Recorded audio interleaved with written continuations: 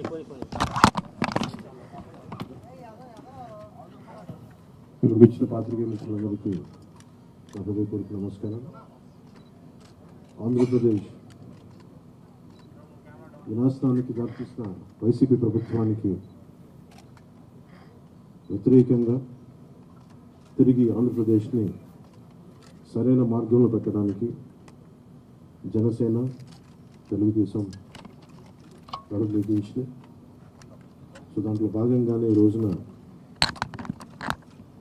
శ్రీ చంద్రబాబు నాయుడు గారితో గత 2 సంవత్సరాలుగా మేము ఆలోచిస్తూ ఉన్నాం. ఈ పర్టికులర్ రాష్ట్ర క్షేమం గురించి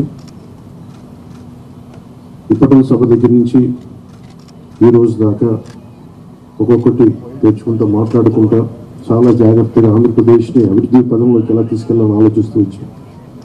అందులో భాగంగానే ఈ రోజున ఒక బంగారు భవిష్యత్తు కోసం రాష్ట్రాన్ని సరైన అభివృద్ధి పదంలో పెట్టడానికి మనస్ఫూర్తిగా ఈ రోజున శ్రీకారం చుట్టడం జరిగింది.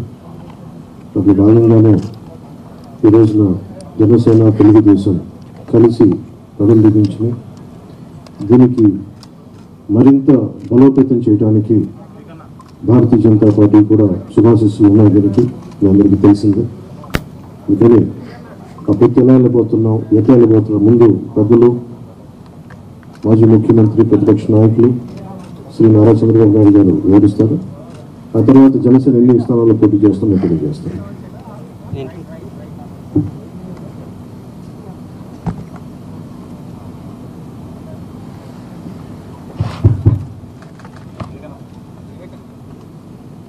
గౌరవనీయులు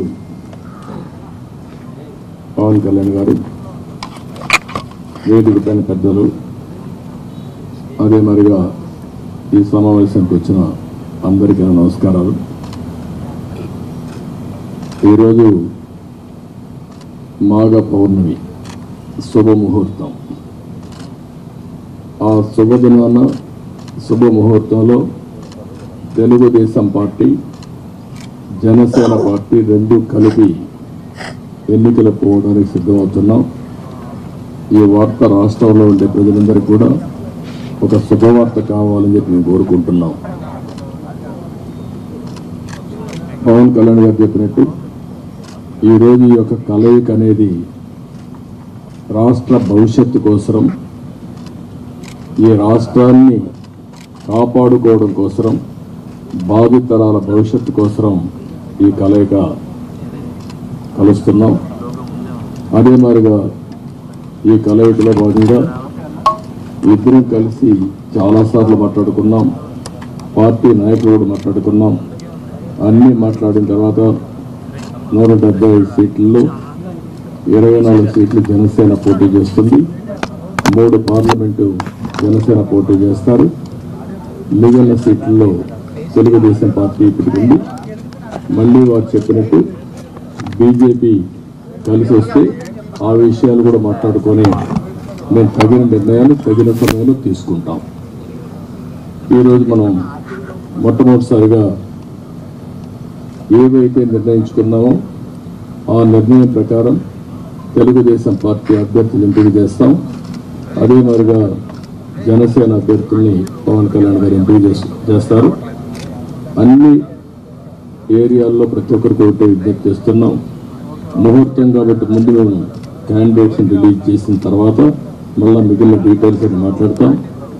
ఇది తెలుగుదేశం పార్టీ అభ్యర్థుల జాబితా. మొదటి విడతగా ఒక 94 సీట్లు మీకు రిలీజ్ చేస్తున్నాను. ఇది మీకు పంపిస్తాను. మీ అందరికీ డిస్ట్రిబ్యూట్ చేసిన తర్వాత నేను మాట్లాడతాను. ఇప్పుడు పవన్ కళ్యాణ్ గారు మాట్లాడతారు. జనసేన చాలా కీలకంగా 24 స్థానాల్లో పోటీ చేస్తుంది. భారతీయ జనతా పార్టీని దృష్టిలో పెట్టుకొని కూడా జనసేన చాలా కీలకంగా 11 స్థానాల్లో పోటీ చేయాలని నిర్ణయించుకున్నాం. దాంట్లో ముందుగా సంఖ్యాపరంగా ఒక 5 మంది అభ్యర్థులను 24 నియోజకవర్గాలు, 5 నియోజకవర్గాలు దానికి సంబంధిత అభ్యర్థుల్ని పంపిస్తా ఉన్నాం.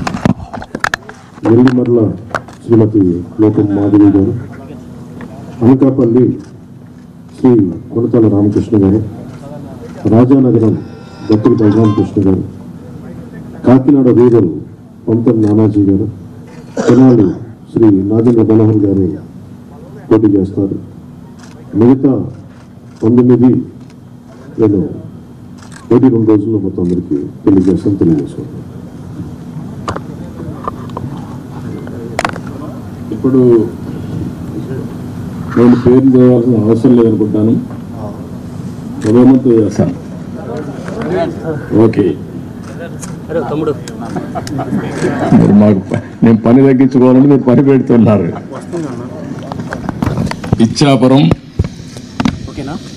బెండలం Ashok garu, Tekkali Kinjarapu Atchannaidu, Amudala Valasa Kona Ravikumar, Rajam Kondru Muralimohan, Kurupam Thoyaka Jagadeeswari, Parvathipuram Vijaya Bonela, Salur Gummadi Sandhyarani, Bobbili RSV KK Rangarao, Gajapathi Nagaram Kondapalli Srinivas, Vizianagaram Pusapati Aditi Vijayalakshmi Gajapathiraju, Visakhapatnam east Velagapudi Ramakrishnababu, Visakhapatnam west PGVR Naidu alias Gannababu, Araku valley Siriveri Donnadora, Payakaraopeta Vangalapudi Anitha, Narsipatnam Chintakayala Ayyannapatrudu, Tuni Yanamala Divya, Peddapuram Nimmakayala Chinarajappa, Anaparthi Nallimilli Ramakrishna Reddy, Mummidivaram డోట్ల Subbaraju, Gannavaram Shri పెళ్ళ రాజేష్ కుమార్, కొత్తపేట బండారు సత్యానందరావు, మండపేట వేగుళ్ల జోగేశ్వరరావు, రాజమండ్రి సిటీ ఆదిరెడ్డి వాసు, జగ్గంపేట జ్యోతుల వెంకటప్పారావు, ఆచంట పీతాని సత్యనారాయణ, పాలకొల్లు నిమ్మల రామానాయుడు, ఉండి మంతెన రామరాజు, తణుకు అరిమిల్లి రాధాకృష్ణ, ఏలూరు బడేటి రాధాకృష్ణ, చింతలపూడి సోంగార్ రోషన్, తిరువూర్ కొలికపూడి శ్రీనివాస్, నూజివీడు కొలుసు పారసార్థి, గన్నవరం యాడ్లగడ్డ వెంకట్రావు, గుడివాడ వెనుగండ్ల రాము, పెడన కాగిత వెంకట కృష్ణప్రసాద్, మచిలీపట్నం కొల్లు రవీంద్ర, పామర్రు వర్ల కుమార్ రాజా, విజయవాడ సెంట్రల్ బోండా ఉమా,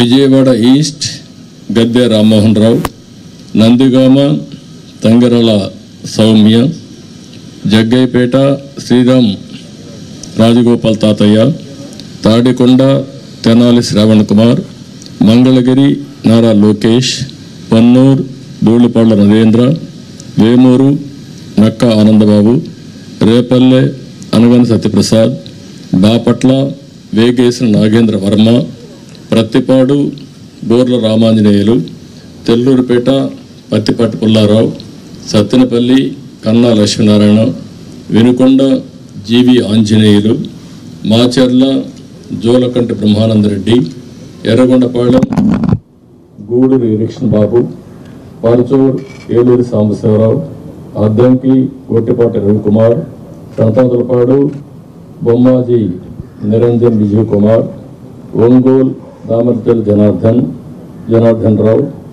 కొండేపి డోలా శ్రీ బాల Veeranjaneya Swamy, Kanigiri Mukku Ugra Narasimhareddy, Kavali Kavya Krishnareddy, Nellore city P Narayana, Nellore rural Kotamreddy Sridhar Reddy, Gudur Pasam Sunil Kumar, Sudurupeta Nelavala Vijayasri, Udayagiri Kakarla Suresh, Kadapa Madhavareddy, Rayachoti Mandipalli Ramprasad Reddy, Pulivendula Marreddy Ravindranath Reddy, Mydukur Putta Sudhakar Yadav, Allagadda Bhuma Akhilapriyareddy, Srisailam Budda Rajasekhar Reddy, Kurnool TG Bharath, Pandyam Gowru Charithareddy, Nandyal NMD Farooq, Banaganapalli BC Janardhan Reddy, Dhone Kotla Suryaprakash Reddy, Pattikonda KV Shyambabu, Kodumur బొగ్గుల Dastagiri, Rayadurg Kalava Srinivasulu, Uravakonda P Keshav, Tadipatri JC Asmith Reddy, Singanamala Bandaru Sravanisri, Kalyan Durg Alimineni Surendrababu, Raptadu Paritala Sunitha, Madakasira KME Sunil Kumar, Hindupur Nandamuri Balakrishna, Penukonda Savitha, Thamballapalle Jayachandrareddy, Peele Nallari Kishore Kumar Reddy, Nagari Gali Bhanuprakash, Gangadhar Nellore doctor VM Thomas, Chittoor Gurajala Jaganmohan, Palamaner N Amarnath Reddy, Kuppam Chandrababu Naidu. లాస్ట్లో ఇవి టోటల్గా 94 నేమ్స్ ఈరోజు మేము రిలీజ్ చేశాం. వారు ఎక్సర్సైజ్ చేసి ఇప్పుడే 5 పేర్లు వారు రిలీజ్ చేశారు. ఇప్పుడు వారు మాట్లాడిన తర్వాత మళ్ళీ నేను మాట్లాడి సమ్మింగ్ అప్ చేస్తాం. జనసేన చాలా కీలకంగా ఓట్లు చీలకుండా 98% స్ట్రైకింగ్ రేట్ ఉండేలాగా ఎక్కువ స్థానాలు తీసేసుకొని ఎక్స్పెరిమెంట్ చేసే కంటే కూడా తక్కువ స్థానాలు తీసుకొని రాష్ట్ర ప్రజలకు ఉపయోగపడేలాగా ఈరోజు నేను చూస్తుంది కూడా రాష్ట్రాన్ని ముందు ఒక గాడిలో పెట్టడం, పార్టీ ప్రయోజనాలను దాటి వ్యక్తి ప్రయోజనాలను దాటి రాష్ట్ర ప్రయోజనాలను దృష్టిలో పెట్టుకొని 2014 నుంచి మనం నలుగుతూ ఉన్నాం. 2019కి ఈ అరాచక పాలన వల్ల ఇంకా నలిగిపోతూ ఉన్నాం. ఇలాంటి సమయంలో నేను చాలా నిర్మాణాత్మకంగా చాలా బాధ్యతతోటి అన్నీ ఆలోచించి చాలామంది పెద్దలు 45 స్థానాలు కావాలి 70 స్థానాలు కావాలంటే ఒకటే చెప్పాను అందరికీ. 2019లో కనీసం నాకు ఒక 10 స్థానాలు ఉండుంటే ఈరోజు ఎక్కువ స్థానాలు తీసుకొని ఒక మంచి చక్కటి అవకాశం ఉండేది. అది కోల్పోయాం. కాబట్టి ఈసారి తక్కువ స్థానాలతోటి 98% స్ట్రైకింగ్ రేట్ ఉండాలి. దాంట్లో భాగంగానే 24 స్థానాలు 3 పార్లమెంట్లు ఫిక్స్ అయిపోయాం. అలాగే 24 స్థానాలు కనిపిస్తున్నాయి, కానీ జనసేనకి మనం చూడాల్సింది 3 పార్లమెంట్లో ఇంకొక అదనంగా ఇంకొక 18 నుంచి 20 దాకా స్థానాలు అధికంగా యాడ్ అవుతాయి. సో దాదాపు ఒకలా చూస్తే జనసేన అందరూ అనుకున్నట్టుగా ఒక 40 స్థానాల్లో పోటీ చేస్తున్నట్టు లెక్క, 3 పార్లమెంట్తో కలుపుకొని. నేను కూడా ఈ అలయన్స్ బలంగా ఉండాలి, టీడీపీ జనసేన అలయన్స్ బలంగా ఉండాలి అంటే నేను కూడా ప్రత్యేకించి భారతీయ జనతా పార్టీని దృష్టిలో పెట్టుకొని కూడా నా సీట్లని కుదించుకోవడం జరిగింది. ఇది మన నాయకులందరికీ కూడా వ్యక్తి ప్రయోజనాలను పక్కన పెట్టి రాష్ట్ర ప్రయోజనాలని ముందుకు తీసుకెళ్దాం. ఓటు ట్రాన్స్ఫర్ అయిన రోజున ఎవరైతే త్యాగాలు చేశారో, ఎవరైతే కష్టపడి పనిచేశారో ప్రతి ఒక్కరికి పేరు పేరున ఈ సభావేదిక మీదుగా నేను తెలియజేసుకుంటా ఉన్నాను. ప్రతి ఒక్కరికి మీ ప్రతిభతోటి, మీ సమర్థతతోటి, మీ అనుభవం ఎలా ఉందో దానికి తగ్గ ప్రతిఫలం ఉంటుంది. భవిష్యత్తులో పదవులు మన ప్రభుత్వం స్థాపించిన వెంటనే ఎలాంటి పదవులు మీ సమర్థతకి, మీ ప్రతిభకి తగ్గట్టుగా ఖచ్చితంగా మీకు అండగా ఉంటామని తెలియజేసుకుంటూ, ప్రతి జన సైనికులకి, ప్రతి వీర మహిళలకి, ప్రతి జనసేన మద్దతుదారులందరికీ కూడా మన ఓటు టీడీపీకి వెళ్ళటం ఎంత ముఖ్యమో టీడీపీ ఓటు కూడా మనకు రావడం అంతే ముఖ్యం. జనసేన ఓటు ఖచ్చితంగా టీడీపీకి ట్రాన్స్ఫర్ అయితేనే ఈ రాష్ట్రం చాలా అద్భుతంగా ఉంటుంది. ఎట్టి పరిస్థితుల్లో కూడా ఓటు ట్రాన్స్ఫర్ అనేది ఖచ్చితంగా జరగాలి. అందుకని ఎలాంటి పొరపచ్చాల మధ్యలో 1-2 వచ్చినా వైసీపీ దుష్ట పన్నాగాలు పని ఏదన్నా ఎలాంటి విభేదాలు సృష్టించినా వాటిని మేమందరం సమర్థవంతంగా ఎదుర్కోవడానికి, కలిసికట్టుగా ఎదుర్కోవడానికి మేము పూర్తి సంసిద్ధతతో ఉన్నాం. ఆయన సిద్ధమని చావగొడతా ఉన్నారు. బాబు నీకు యుద్ధం ఇస్తాం, నీకు అది ఎలా ఎందుకు యుద్ధం చేస్తామంటే ప్రజలు తిరిగి ఆంధ్రప్రదేశ్ని గాడిలో పెట్టడానికి యుద్ధం చేస్తాం నీకు. అయితే మనస్ఫూర్తిగా ప్రజలందరికీ కూడా చాలా శుభదినం. మనం ప్రభుత్వాన్ని స్థాపిస్తున్నాం, మనం గెలుస్తున్నాం. జై జనసేన, జై టీడీపీ, జై హింద్.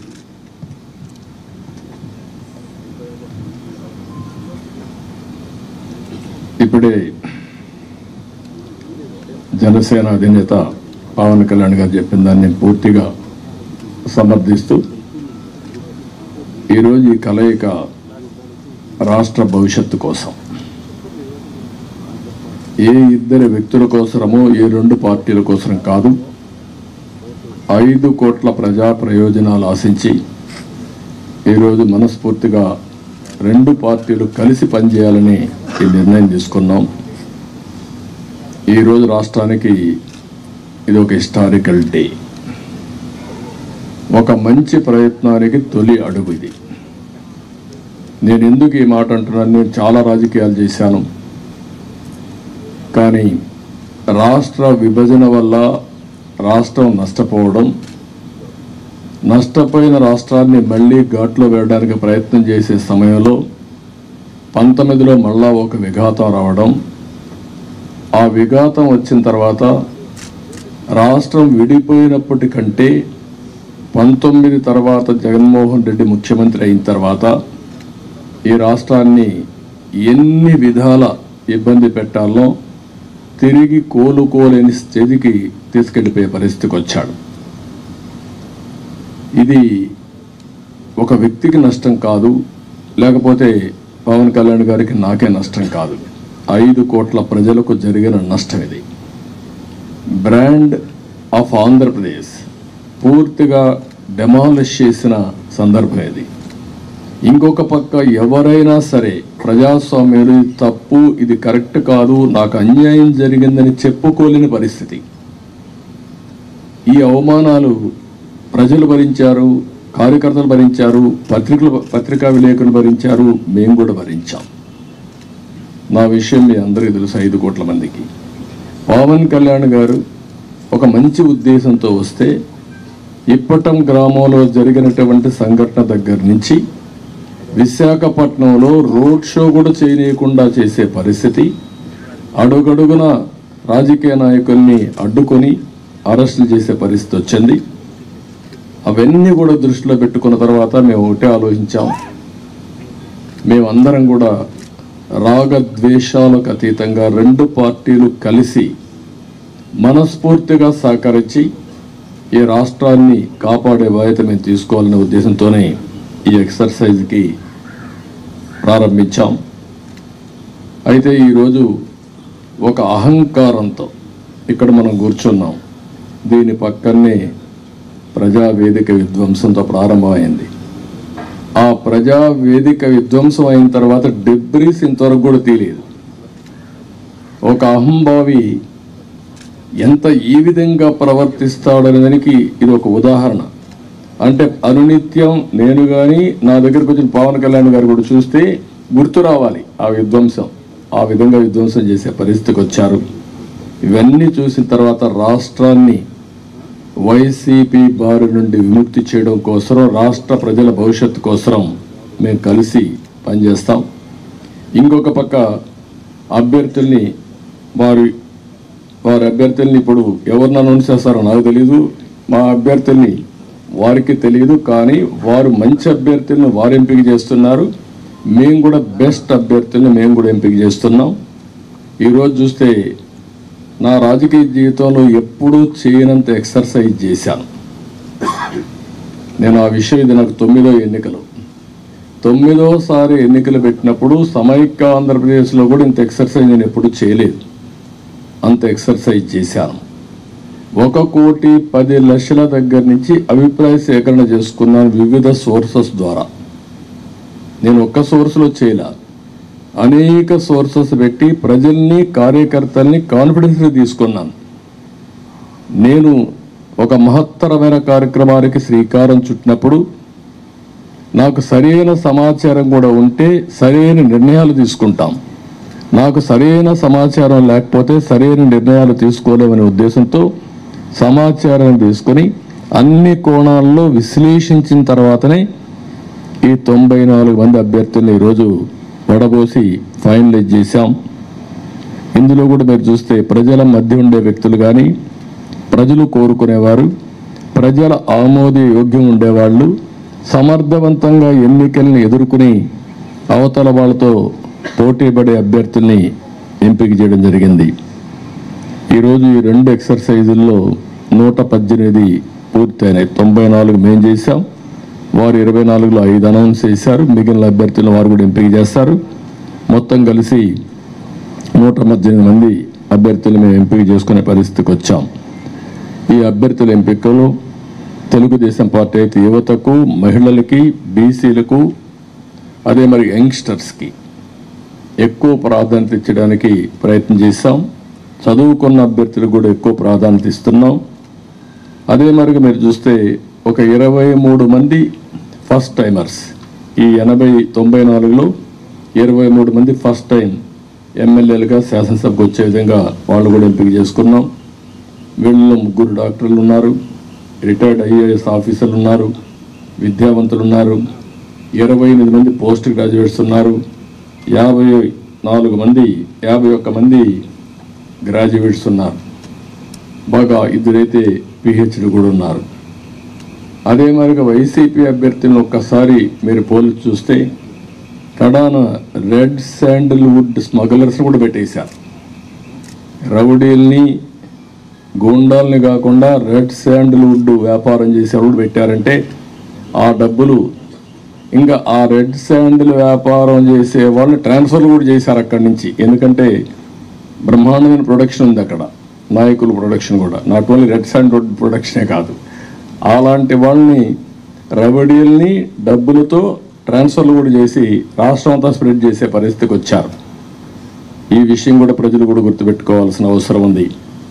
ఈరోజు మేము చేసిన అభ్యర్థుల్ని, ప్రజలకు జవాబుదారీతనంగా ఉండే అభ్యర్థుల్ని అటు జనసేన ఇటు తెలుగుదేశం పార్టీ ఇద్దరు కూడా చేశాం. ఈరోజు ప్రజల్లో తీవ్రమైన వ్యతిరేకత ఉంది. ఎంత వ్యతిరేకత ఉందంటే భయం కూడా అంత ఉంది.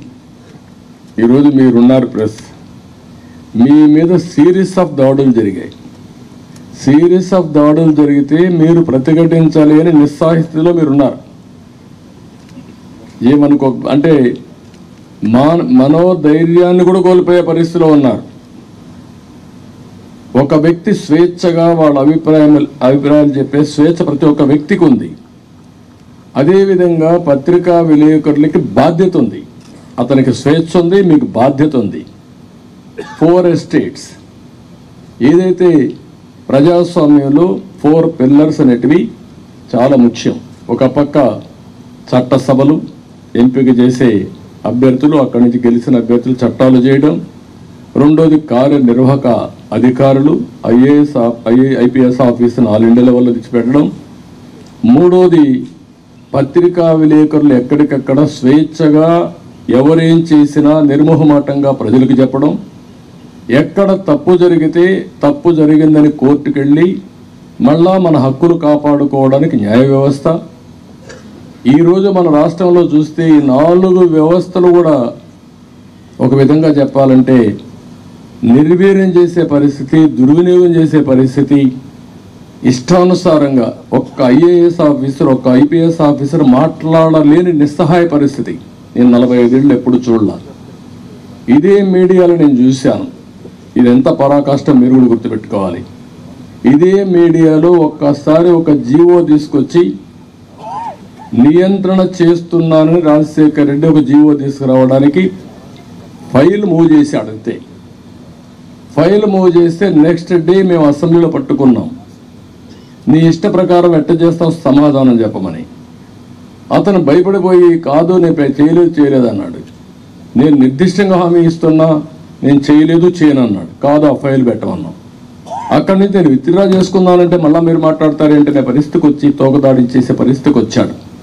ఈరోజు 2430 జీవో నెంబర్ తీసుకొచ్చి పత్రికా విలేకరులపైన దాడులు చేయడమే కాకుండా మీ మీద కేసులు పెట్టి మిమ్మల్ని లోపలేసే పరిస్థితికి వచ్చారు. ఇది భారతదేశ చరిత్రలో ఎక్కడా జరిగిందని నేను అనుకోను. ఈరోజు ప్రజాధనంతో ప్రజల మీద కక్ష తీర్చుకోవడానికి న్యాయ వ్యవస్థను దుర్వినియోగం చేసే పరిస్థితికి వచ్చారు. ఒక్కొక్క అడ్వకేట్కి ఇంటి కోట్ల రూపాయలు, కామన్ మ్యాన్ కోట్ల రూపాయలు పెట్టుకుని అడ్వకేట్ని పెట్టుకునే పరిస్థితిలో ఉన్నాడా ఈ రాష్ట్రంలో? కనీసం అడ్వకేట్ అంటే తెలుసా? ఇలాంటివన్నీ జరిగే పరిస్థితి వచ్చింది. అందుకని ఈరోజు ఇవన్నీ కూడా చూసిన తర్వాత నేను ఒకటే ప్రజలందరికీ అప్పీల్ చేస్తున్నా, అహంకారంతో ఎగువతో ఈ అభ్యర్థుల్ని ఇష్టానుసారంగా అతను ఇచ్చేసినప్పుడు మీరు కూడా, ఇది అత్యంత కీలకమైన ఎన్నికలు. మళ్ళీ చెప్తున్నాం, ఇక్కడ మాకు ఏమాత్రం కూడా రాగద్వేషాలకు అతీతంగా అభ్యర్థుల ఎంపిక మెరిట్ ప్రకారం మేము ఆలోచిస్తున్నాం. అందరికీ సీట్లు రాకపోవచ్చు. ఎందుకని నేను మాట కూడా వాడుతున్నానంటే, తెలుగుదేశం పార్టీ పోటీ చేసేది ఇక్కడ జనసేన అభ్యర్థులు సహకరించాలి. జనసేన పోటీ చేసేది ఇక్కడ తెలుగుదేశం పార్టీ అభ్యర్థులు సహకరించాలి. ఇద్దరూ కలిసి ఒక అవగాహనతో పనిచేస్తే ప్రజల్లో కూడా ఒక నమ్మకం ఏర్పడుతుంది, ఓటు బ్యాంక్ పెరుగుతుంది. ఎవరైతే ప్రజలు సహకరించాలని ఆలోచన ఉంటారో వాళ్ళకు ఉత్సాహం వస్తుంది. దానివల్ల గెలుపు ఈజీ అవుతుంది. గెలుపు అనేది ఎవరు ఆపలేరు. నేను చాలా స్పష్టంగా కూడా చెప్తున్నా. ఎందుకు ఆ ధీమాతో చెప్తున్నట్టు, ఎప్పుడైతే తెలుగుదేశం జనసేన కలిసామో ఆ రోజే గెలిచామని వైఎస్ఆర్ కాంగ్రెస్ పార్టీ కాడుపడేశారు. వాళ్ళకు తెలుసు, ఏ ఒక్కరిని అడిగినా కూడా వాళ్ళకి అర్థమైంది. కానీ రౌడీజం చేసావు, ఇంకొక పక్కన దొంగ ఓట్లు ఎన్యూమరేట్ చేసావు, లేకుంటే బూత్ క్యాప్చర్ చేసావు, లేకపోతే వాళ్ళకు కావాల్సిన అధికార యంత్రాంగాన్ని, వాలంటీర్స్ని, ఇలాంటి వాళ్ళని దుర్వినియోగం చేసి ఎన్నికలు జరపాలనుకుంటున్నారు. జరగదు. చాలా ఎన్నికలు చూశాను. ఒకసారి డబ్బులతో కూడా, డబ్బుల అహంభావం, ఇప్పటికే ఎక్కడికక్కడ బస్తాల కొద్ది డబ్బులు వెళ్ళిపోయిందని, కాన్స్టిట్యున్సీల వారికి ఇయర్ మార్క్ చేశారని, ఎర్రచందనం డబ్బులు, శాండ్ల్వుడ్ డబ్బులు, లేకపోతే ఇసుక డబ్బులు, లిక్కర్ డబ్బులు, ఒకటి కాదు, ఇలాంటివన్నీ అవినీతి డబ్బుల్ని పంపించి మళ్ళా ఓట్లు కొనే ప్రయత్నాలు కూడా చేస్తున్నారు. ఇవన్నీ కూడా సమర్థవంతంగా ఎదుర్కొంటాం. ఈరోజు ఒకటే చెప్తున్నా, ఇది ప్రజాస్వామ్యం అంటే ఒక వ్యక్తికి అధికారం కాదు, ఇష్టారాజ్యం కాదు. ప్రజలు వారి జీవితాలు, వారి భవిష్యత్తుని పరిరక్షించేది ప్రజాస్వామ్యం. ఆ ప్రజాస్వామ్యానికే ఒక ముప్పు వచ్చినప్పుడు ప్రతి ఒక్కరి బాధ్యత. ఈరోజు మా దగ్గర డబ్బులు లేకపోవచ్చు, చాలా స్పష్టంగా చెప్తున్నాం. కానీ ప్రజాబలం మా దగ్గర ఉంది. విలువలతో కూడిన రాజకీయం చేశాం. ఇంకొక పక్కన ప్రజల సహకారం కానీ, అదే సమయంలో అందరూ వారి భవిష్యత్తు కోసం పనిచేస్తారని నమ్మకం మాకుంది. మీరు అవసరమైతే ప్రజలే ముందుకొచ్చి 10 రూపాయలు ఖర్చు పెట్టి ఎక్కడికక్కడ అభ్యర్థులు గెలిపించుకునే ప్రక్రియకు కూడా మీరు శ్రీకారం చుట్టాల్సిందిగా నేను కోరుతున్నా. ఒక పక్క 5 కోట్ల ప్రజలు, ఒక పక్క ఒక అహంభావంతో, ధనబలంతో, పెత్తందారి విధానాలతో, రౌడీజంతో వస్తున్నటువంటి పార్టీ ఇంకొక పక్క. అందుకే ప్రజలందరూ కోరుతున్నా, మీరు ఆలోచించాల్సిన అవసరం ఉంది. మా బాధ్యత మేము చేస్తాం, మీ బాధ్యత మీరు చేయండి, సహకరించమని మరొకసారి అందరినీ కోరుకుంటూ సహకరిస్తారని చెప్పి ఆశిస్తూ, జై హింద్, జై తెలుగుదేశం, జై జనసేన.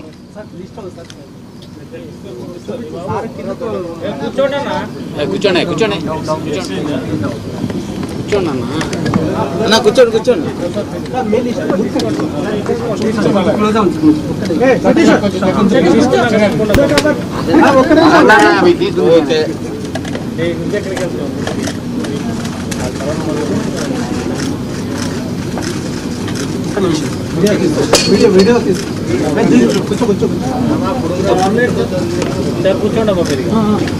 కూర్చోమ్మా.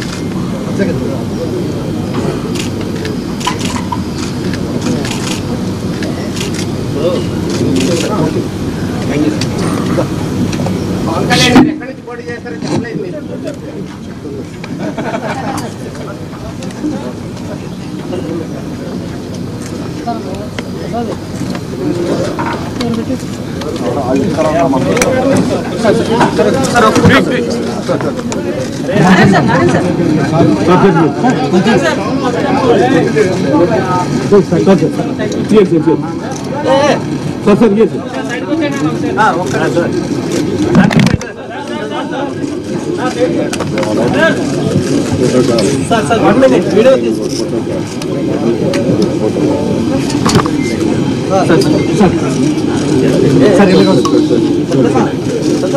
మీ అభిప్రాయాన్ని కామెంట్ రూపంలో తెలియజేయండి. లేటెస్ట్ న్యూస్ కోసం నేటి భారత్ ఛానల్ ను లైక్ చేసి, షేర్ చేసి, సబ్స్క్రైబ్ చేయండి.